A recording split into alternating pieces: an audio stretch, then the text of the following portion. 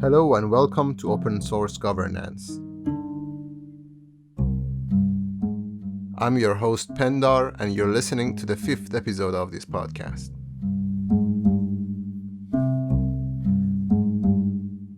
The central topic of this episode will be trust and governance. I'll be talking briefly about what is a government and why do we need to trust it, what instruments there are for making sure that the government can be trusted, and I'll be pointing out some issues that there are regarding trust and governance, and I'll be referring again to the book of David van Reybrouck, Against Elections, who has discussed this issue in his book comprehensively. I will also briefly talk about populism and the need for populism, and what does it have to do with trust and governance. Then I like to discuss how people from different parts of the world with different governing systems trust or mistrust their governments. But before that, I need to apologize for being away for such a long time, since I've been taking on some few projects which are very much in line with this project actually. Something that I've been researching and dealing with recently is the world of NFTs and Web3, also known as the metaverse. In this podcast, I've been trying to first explain the basic terms of governing and different decision-making processes within the body of a government before I can get to talk about the suggestions that the project is trying to put out there. And that is what I'm doing now with this episode. But soon I will start explaining different terms that is needed for understanding what the project is trying to design and do, and explain what it has done so far. And part of that would be to explain what open source programming is and what blockchains are, what is metaverse, what is decentralized autonomous organizations, and such. So we will be getting a bit technical soon. Not that we weren't technical so far, but we're gonna just get more technical. But for now, let's focus on trust and governance.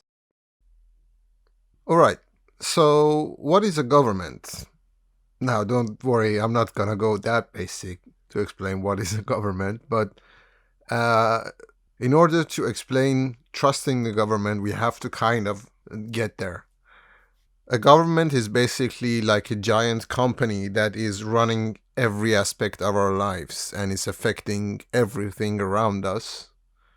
And all of its decisions are affecting everything in our lives almost. There are many things that we are already doing because the government tells us. We just don't see it anymore because we are so used to it. If you take the example of COVID restrictions, you will see that how much power does government have in telling us how to do and what to do and defining our relationship with the world around us. So like I explained in the previous episodes, a government has parts that are elected and they are representing us, and it has parts where people who are working there are either employed by that department or elected to work there by the representatives. In any case, the government is providing a service for its people. It's governing them. It's holding the glue of the society together. It's running things and trying to keep the order, take care of the poor and old and children and families, distribute wealth, provide jobs, provide health, defend the country, and those kind of stuff. So in terms of what the government is delivering, yes, it's delivering services for us, just like a company that's providing services. The only difference is, if you don't like the quality of the work and the services of a company, you don't buy from them or you don't use their services. In the case of a government, if you don't like the quality, you just have to deal with it. There will be remaining not many options for you if you don't like it, because there is one giant company that is doing everything. There are no second options. There is one government. So when I'm talking about trusting the government, I'm talking about the confidence that we have in how this government is providing the services that it is required to do. And this is on a very basic level. Other levels would be the transparency within a government, or the security within a government, or lack of corruption within a government. So in a democratic system, when we are electing representatives and officials, we are kind of putting our trust in them, and we are choosing them because we think they are better than the other candidates, or at least we hope so. With the current definition of democracy, this is all that we get to do: elections and referendums. But what happens on the other side? What does the government think about the trust that it needs? What does the government think about trusting? A governing body in any size, from a government to a society or a company, knows that it needs the trust of its members. Trust and confidence of the members of a society is always considered as the backbone of that governing body. It's one of the most valuable things that a government can hope for. It's something that's always been propagated and echoed and reflected and reported on and televised, that the people trust us, so we are doing a good job. If you look at the most democratic countries to the harshest dictatorships, the government is always trying to say that people trust us. They hold polls in more democratic countries to show this by percentage, and they use other measurements in less democratic countries. I gave you some examples from North Korea. Right. Now let's talk about what instruments there are for trusting the government. One of the most well-known systems that are out there for checking the government to trust it or not is called checks and balances. As I said in the previous episodes, governments usually have 3 branches: executive, judicial, and legislative. And together these 3 run the whole government. These are 3 different autonomous bodies that form the government together, and each one has a certain job. But they are designed in a way that they can check on each other to make sure that one part of this body doesn't get too much power. That's why they check each other, to keep the balance. So basically, checks and balances is a system that allows each branch of a government to amend or veto acts of another branch to prevent any one branch from exerting too much power. Take the United States as an example. First, the legislative branch makes the laws, but the executive branch gives the veto power to the president, allowing the president to keep the legislative branch in check. In addition, the judicial branch, the part of the government that interprets the laws that are put into effect by the legislative branch, can deem certain laws unconstitutional, making them void. So in the worst case scenario, we have a parliament that passes a law that the president doesn't like, so he vetoes it. And then we have a judicial branch of some court, a high court, I assume, that deems the act of the president unconstitutional, and it vetoes over that veto. That's a shitstorm of chaos right there, which, if I'm not mistaken, we had that or something close to that during the Trump administration. So this is checks and balances inside of the government. And of course, the government creates the rules also for the people. There's all these rules that people have to follow, otherwise they have to be punished, And the way that the people hold the government responsible or have their checks and balances is by elections, right? So it is assumed that because people get to choose these representatives, they had their say in how they are governed. In some countries, there are other tools that are not as powerful, but there is something. Like, for example, if you have an issue, you can form a petition online or on the parliament's website. And if there's enough votes for your petition, then the parliament has to discuss that and the government will have to come up with an answer. But other than that, there's not anything more than just protesting and taking to the streets and burning stuff. And yeah. So on paper, The government truly needs the trust of its people because it's the value that it's seeking to prove that it's doing a good job and providing all these services.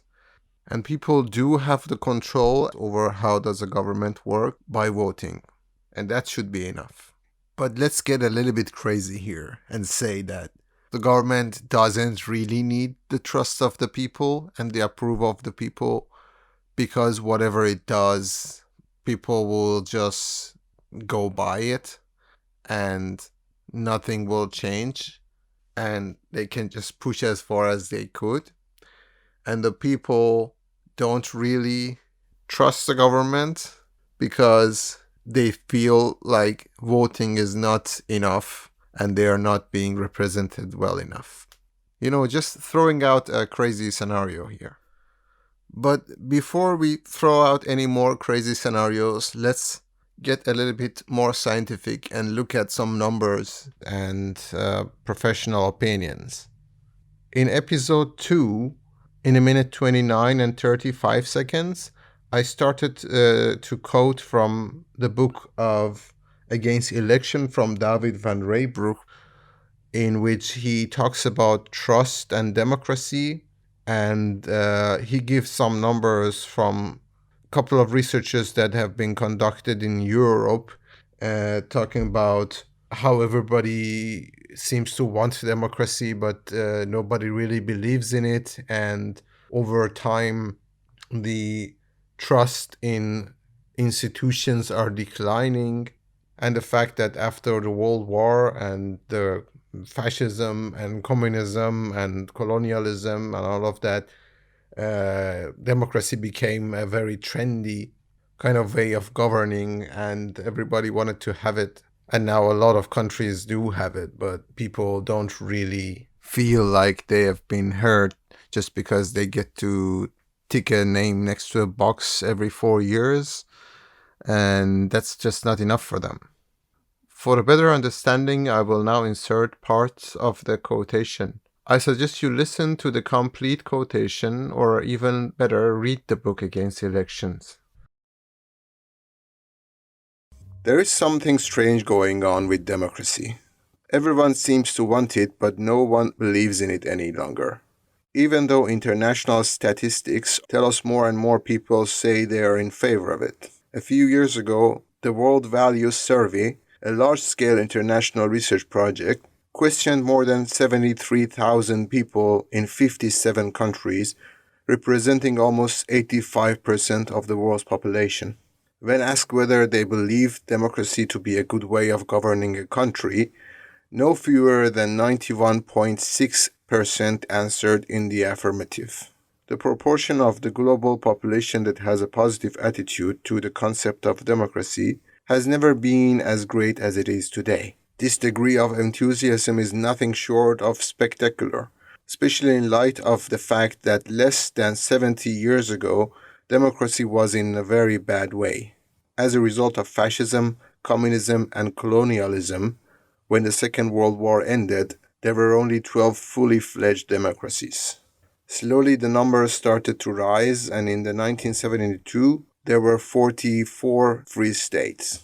By 1993, they numbered 72, and now there are 117 electoral democracies out of the total of 195 countries, 90 of which can actually be defined in practice as a free state. Never before in history have there been so many democracies. Never before so many supporters of this form of government. Yet enthusiasm is declining.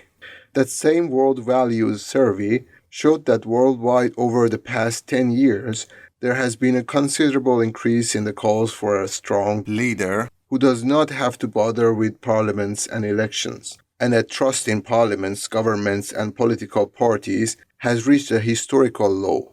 It would appear that people like the idea of democracy, but not the reality of it, or at any rate, not the current reality. I just want to add in between brackets that this book was released in 2013, and the election of Donald Trump hasn't happened yet. But Van Reybrouck, he really expects a rise of populism, which is interesting because it really happens later. in Europe, in the United States, and in other parts of the world. So then he explains the idea of trust within the government, and he tries to dig in this notion of trust a little bit. And later he goes on to say that this trust is mutual, incidentally.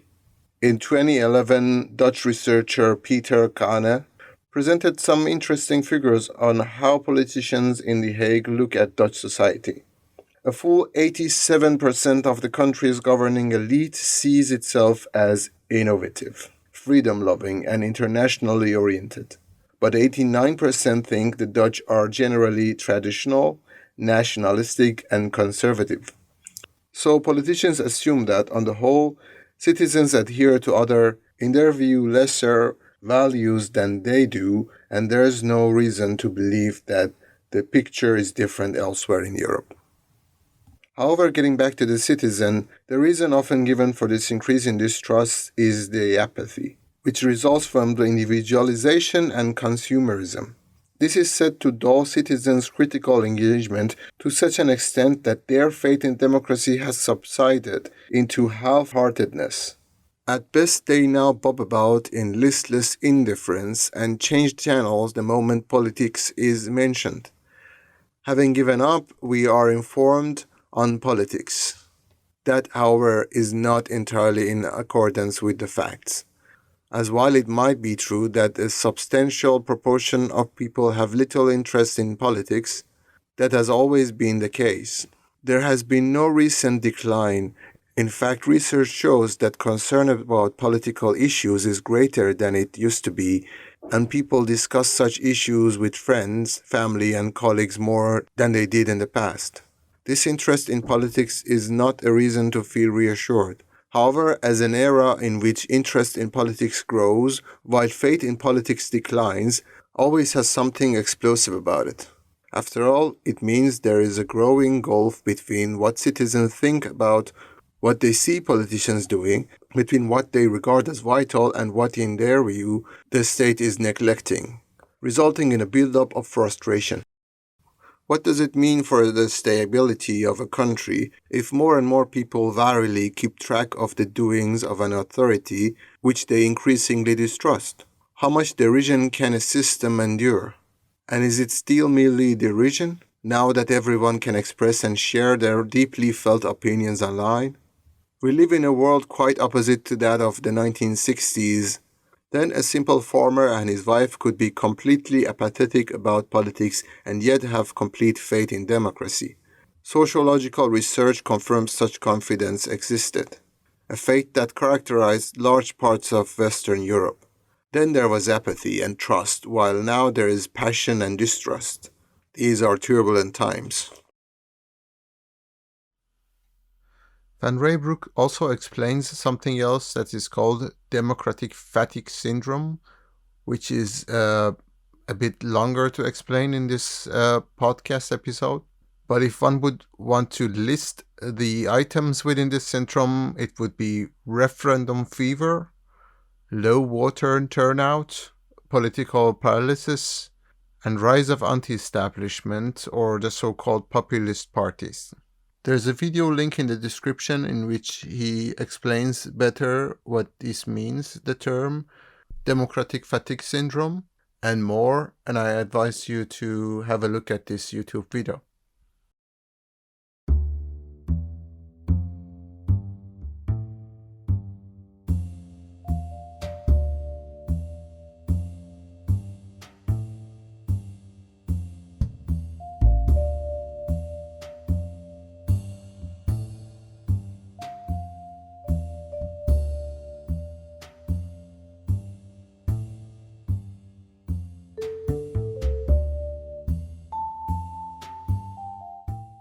Alright, if it wasn't clear so far, what I'm trying to suggest with this episode is that trust is an issue when it comes to governing.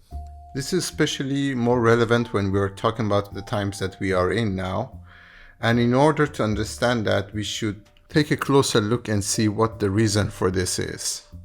One of the first things that pops in your head when you talk about distrust in government is the notion of populism. But what exactly is populism? Or better said, modern populism. You see, most democratic nations have based their systems on liberal democracy. Where did liberal democracy come from? After the end of the World War, countries tried to move away from totalitarianism ideologies that proved to be very dangerous. And when we are talking about liberal democracy, by liberal it doesn't mean a political party, liberal in its essential sense. Liberal democracy is basically formed on three pillars or three essential components. First one is that it accepts that the society is full of conflicts and cross-cutting divisions. So basically it measures for all the possible different conflicts of opinions, and it has a system that creates the room for all different ideas. And that's why you see there's a lot of respect for freedom of speech, freedom of religion, and these sort of things. The second one is that in liberal democracy, many divisions seek common ground. So it means that different opinions and different divisions and interests, they all have something in common. This is often explained with economic growth or with essential things like social welfares or healthcare. So all these different divisions agree on, they can agree under this system that some things are essential, and that's what creates the common ground for all these different divisions. And the third one is that liberal democracy relies on the rule of law and protection of the minority rights.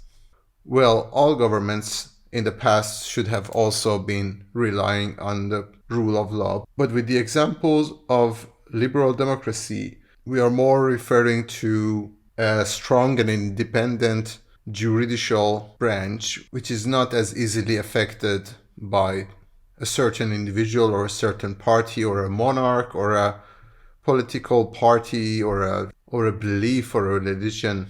And by protection of the minority rights, it again is trying to create an equal grounds for all different individuals to have equal chance.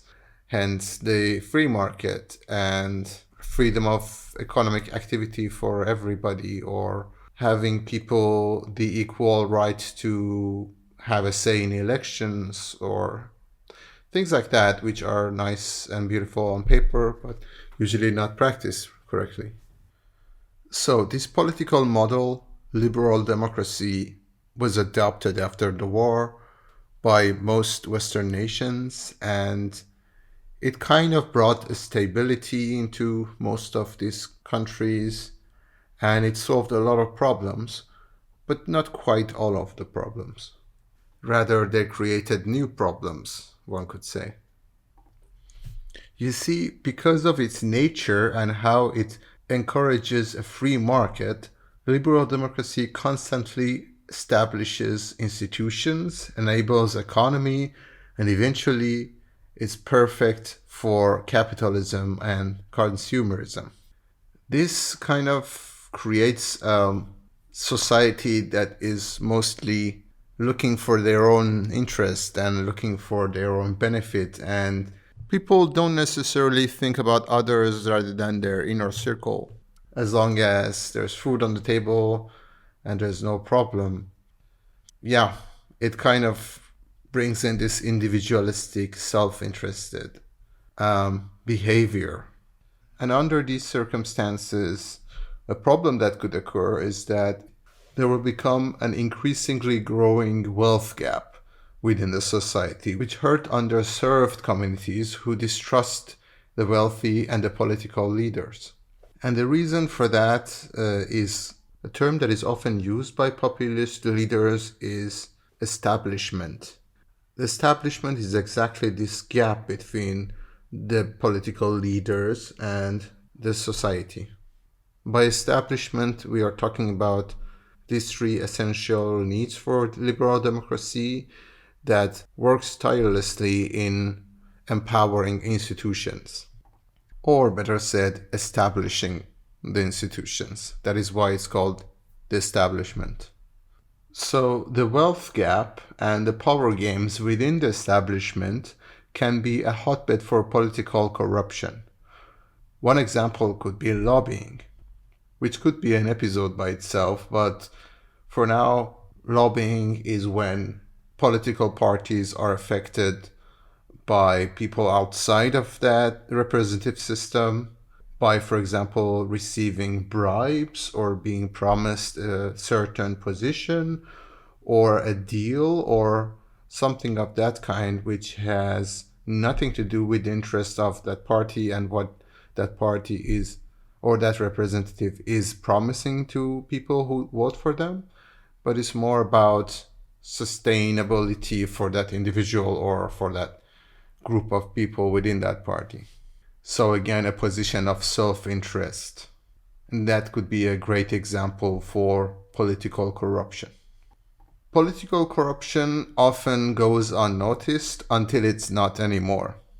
And that's where you have the free press, which is another essential pillar from the liberal democracy, to have a free press. As you have independent judicial system or free market, you also have a free press. There are people who are whistleblowers and they blow the whistle over corruption by different leaders.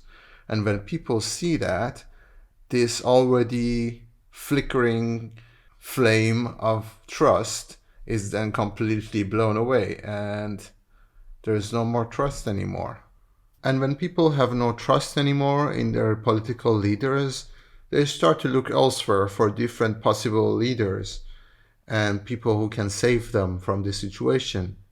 They often look for people who challenge the establishment and don't play by the rules, and they are charismatic or powerful enough to kind of have their own say. And most importantly, leaders who promise to put people first. And if the majority feels unheard and underrepresented, they can use the existing democratic systems to change the leaders. This is where assertive modern populists can subvert democracy. These modern populists identify themselves as embodiment of the will of the people and place them above institutions which are governed by a ruling minorities. Populists argue that politics is no longer about seeking compromises and consensus through democratic institutions. Instead, the populist seeks to overturn the broken system. The populist dismisses any establishment that disagrees with the common will, which is very subjective, by the way, depending on who do you call the people.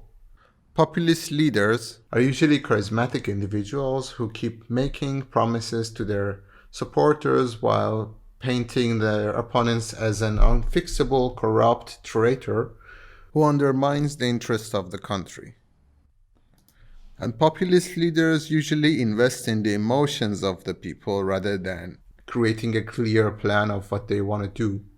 So you can see that populist leaders often target people who are already frustrated, they have no faith in the system, they are seeking a new kind of way of doing things, and they can easily say what these people want, and they just reflect that louder and more courageously by creating more noise and using the media in their interest. They often make controversial comments and they have no fear of making extreme statements.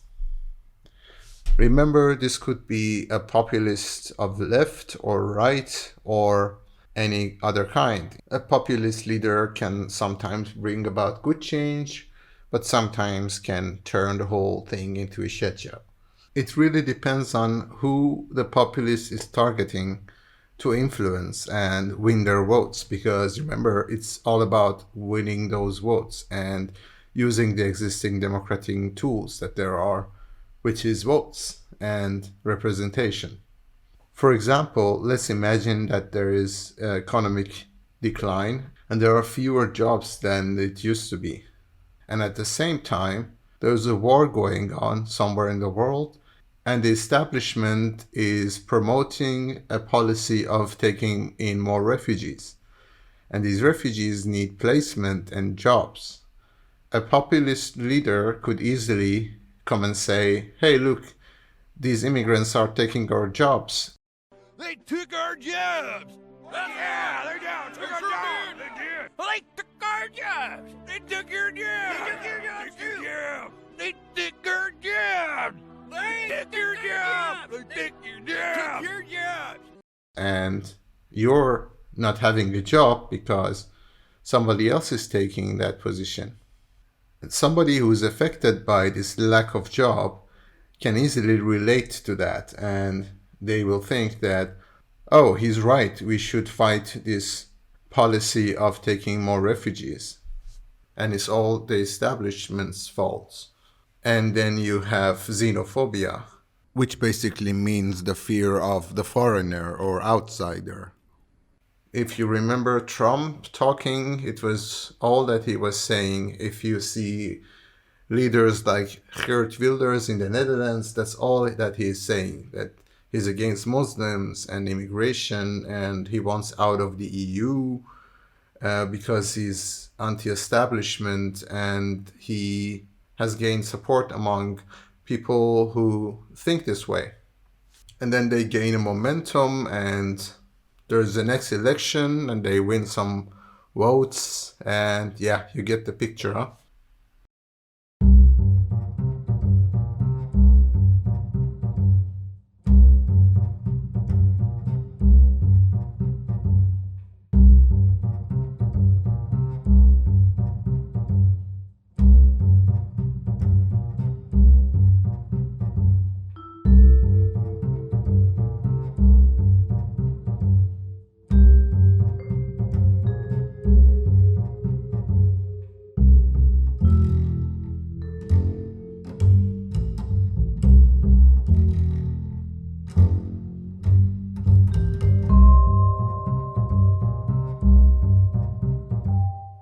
But when we are talking about individual interests and what people see or deem important for the next time that they are voting, you can really think about different behaviors from different people from around the world. An example that I closely encountered is COVID restrictions here in the Netherlands. So what happened during the corona crisis was that I was observing that as soon as the government tells that you have to wear masks or be mindful about social distancing and not to go to work, or basically every other week that there was a new restriction announced or removed, most of the people would really follow these restrictions and the guidelines from the government. You could see that from the moment that in one evening the Prime Minister would say, from tomorrow you have to wear masks, people would immediately from next day start wearing masks. Same people who would not wear a mask only 12 hours before. You can imagine that the coronavirus didn't say that, oh, I'm gonna hit tomorrow, so I'm gonna prepare myself. And the Prime Minister saw that and said, oh, I'm gonna counter you, so I'm gonna announce that to people, and from tomorrow people were wearing masks, and Corona was like, oh, damn it, now I cannot make anybody sick, you know? So this is something that's been going on for a while, and a lot of people were becoming sick. But why wouldn't people wear masks before? Couldn't they say that this is something dangerous? Did somebody else had to suggest that? I mean, sometimes it was not even a restriction, it was a suggestion or an advice by the government that it would be nicer if you would wear masks, and tomorrow everybody's wearing masks. But a day before you wouldn't see as many people as the next day, you know? Or to remove it, like to remove the restrictions. The day after the restrictions are removed, you can see a heavy number of people not wearing masks suddenly just because the government said. Another example is the tolerance of people. A project that I've done with two of my colleagues, Angeliki Marina Diakrousi and Alice Strete, which is called the Rumor Camp, in which we kind of put in the test the tolerance of people from Groningen in the Netherlands. It's famous that people in Groningen are very leftist and tolerant, and they are kind of liberal. And we wanted to put that into test. So we started a rumor camp in the city as an urban intervention art project at the same time as the municipal election was going on. And we hired two actors who would interview people and ask them questions about election and swoop in a question that was kind of a rumor. And the rumor was that, hey, did you hear that there was going to be a refugee camp built in the city? And this was at the same time that there was a huge housing crisis in the city of Groningen, because they have a university and they accept a lot of students, but there's no housing for them. And we were expecting to see a lot of negative reactions to, we wanted to test if people are really as open as they say they are. So the reaction of like 99% of the people were, oh, let them come, they're welcome, they are more than welcome to come to our city, and we will, host them the best as we can. But the next question was that, but what about the housing? Have you thought about how to provide housing? And everybody would say, oh, nice question, I have not thought about that. And we kind of concluded that people are kind of a bit naive about these practical things, and they think that the government will take care of it. The city council knows better than I do. So they don't really bother to think about the details. So what I'm trying to say is that in liberal democrat countries, people are often trusting how the system works. This is the general public. They trust in the functionality of the government. Or at least they don't bother thinking about how things are done and organized. At the same time, if you go to a country like Iran, with the same crisis, the COVID crisis, you see that people are wearing masks everywhere. And they refer to their own judgment when it comes to personal safety, because maybe the government isn't doing the best possible way in controlling the situation, this could be other countries in the, what is called the Middle East, that you have to kind of look after yourself. Because of the way that you have been brought up, you kind of learn to take care of yourself and to be more autonomous and more self-sufficient, right? Or sometimes more resourceful. And you don't necessarily put your life in the hand of the government by taking your mask off or putting it on just because the prime minister comes and says it so, Let's just say that the threshold of feeling safe is very different. But it doesn't mean that people in the West or people in liberal democracies are more trustful to their government. They still have their own doubts, right? You can see that in lack of engagement with elections, for example. There's an increasing number of lack of participation in elections. And again, with the COVID restrictions, I have seen big demonstrations here in the Netherlands, for example, or in the US, or everywhere else, I would say, about COVID restrictions, because people thought that their freedom is restricted, their individual freedom of movement is restricted, they cannot go to vacations as they want to, they cannot go to a bar for a drink, or they cannot go shopping, the things that you would do usually to just bide your time or spend your money or just be what you want to be and when you want to be. I remember that a protest broke out here in Rotterdam as soon as the prime minister announced that the bars should close, right? So I haven't seen a protest about countries being invaded, about really controversial, examples of minority rights not being held. But I've seen protests about bars being closed at 10 p.m.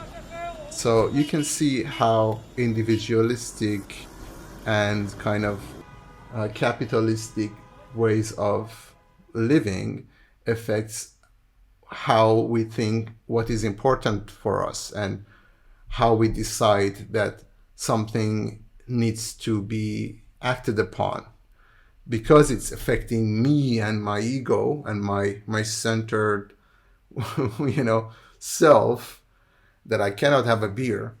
I should be against this. It's okay if people in Gaza are dying every day, or my country is not taking refugees and they just vanish in the ocean. But everybody should know that I'm so angry that I cannot have a beer with the boys at the bar after work. And as a modern populist, when you see that, you can easily make an agenda for yourself that you can use this in your next speech or in your next address, or you can use this in election, or you can form your rhetoric around this issue and easily win, right?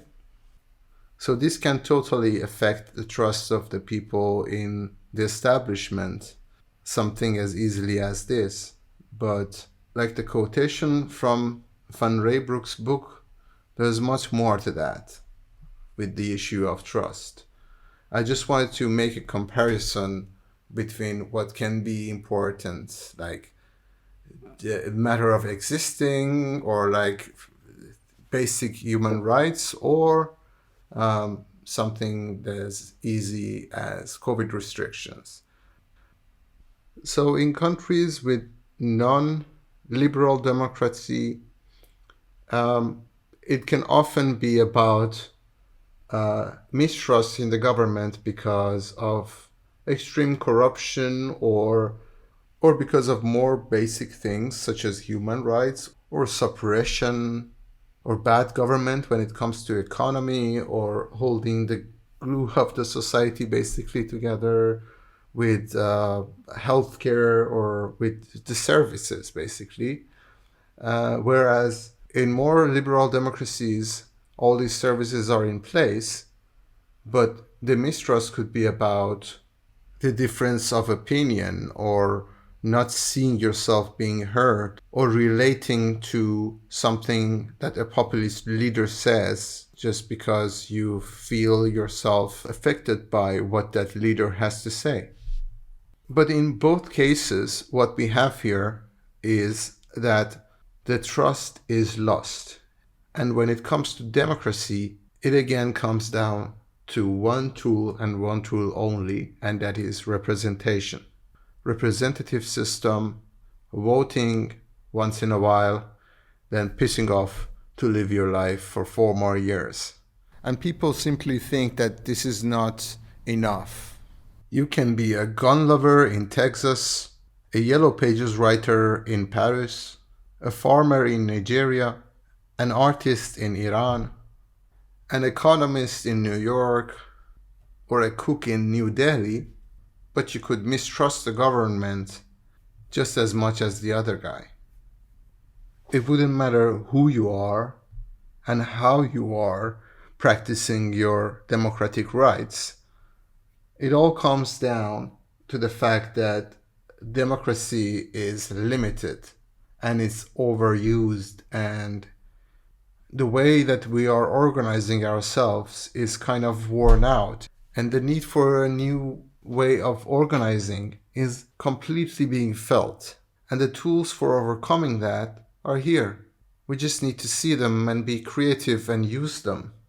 And that's what we're going to think about in the coming episodes.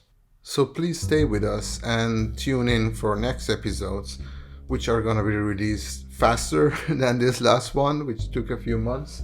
And feel free to be a part of this with sending messages or introducing ideas, or if you want to talk over the podcast, if you have something to say, you can reach out. It's completely open and is very encouraged to do so. You can find us on opensourcegovernance.com and with the social handle Project OSG on Instagram, Twitter, and everywhere else. Write to us to info@opensourcegovernance.com. Just share your thoughts.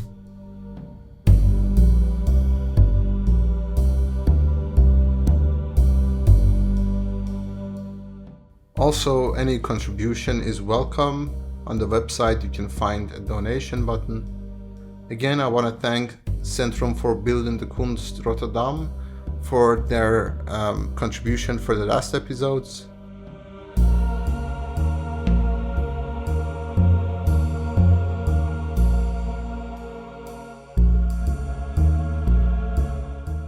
Also, you're more than welcome to create a user on our website and use the forum to discuss different things.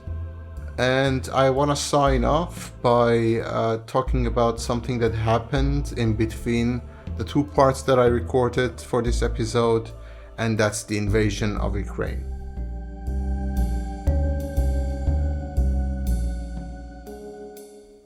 I'm sure many people are affected or as sad as I am about this, and you have every right to be. It's very sad to see another war breaking out, and it's never a good news to see people moving away from their home and seeking refuge in other countries and blood being shed. I want to show my support for people of Ukraine who are going through this terrible situation and losing their family members and losing their houses and works and being invaded by the neighboring country. But also I want to share my support for people of Russia who are against this, and they are suffering the extreme effect of the sanctions on their country. Believe me, I know what the sanctions are and how terrible they are for people who are on one side defying their country's leaders, but at the same time they are also being suppressed by the rest of the world. So it's terrible. Also, I want to mention something that I've observed during the last few days, how I've seen double standards being held by different media platforms in reflecting how people from different countries have different value. Let's just think about that for a minute. And there are conflicts and wars everywhere, but we somehow seem to value more people of a certain race than the other one. And that's very, very sad to see. I've heard comments by certain media channels and world leaders that how they're not used to see people from Europe being misplaced and taking refuge. And this is something that belongs to people from the Middle East and such. There are people everywhere. You can't say because somebody has blue eyes or blonde hair, their life is more valuable than somebody who's from Afghanistan, So just wanted to mention that and maybe chew on that for a minute. Maybe follow the hashtag uncivilized on Twitter and Instagram, and you will see for yourself what I'm talking about.